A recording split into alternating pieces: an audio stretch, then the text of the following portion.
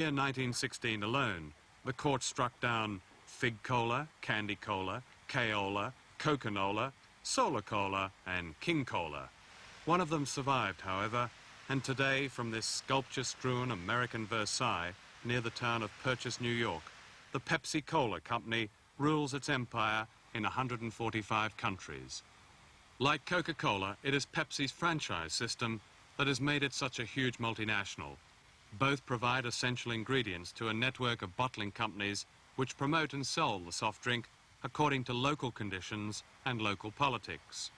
Each bottler, said an executive, is like a client government which will survive and prosper as long as it looks after our interests. Pepsi was invented in 1893 by Caleb B. Bradham, a Carolina chemist who claimed it could relieve upset stomach and peptic ulcers, thus Pepsi-Cola. By 1909, Pepsi had expanded to 24 states of America, but World War I changed that. As the world economy staggered, the price of sugar rose sharply, and Pepsi mistakenly invested. When sugar prices collapsed, so too did the ambitions of Caleb B. Bradham, who returned to his humble drugstore.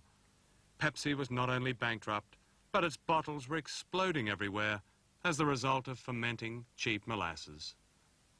Meanwhile, God-fearing Coca-Cola launched a new bottle, wickedly shaped like a woman, as well as a new owner, Robert Woodruff, whose consortium of northern banks had bought out Asa Candler in 1919 for $25 million, the biggest business deal the South had ever known.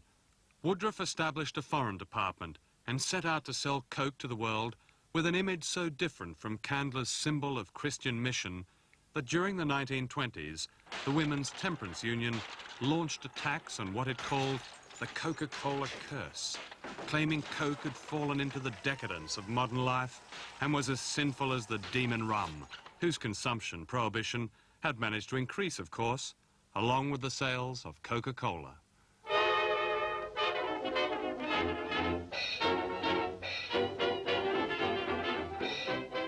By the end of the 20s, with Pepsi down and almost out, Coca-Cola produced its most remarkable advertising campaign.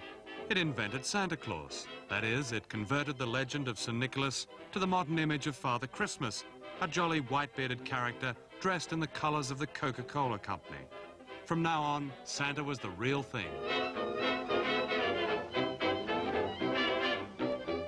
In 1929, Wall Street crashed, but not Coca-Cola, whose profits were to double by 1940.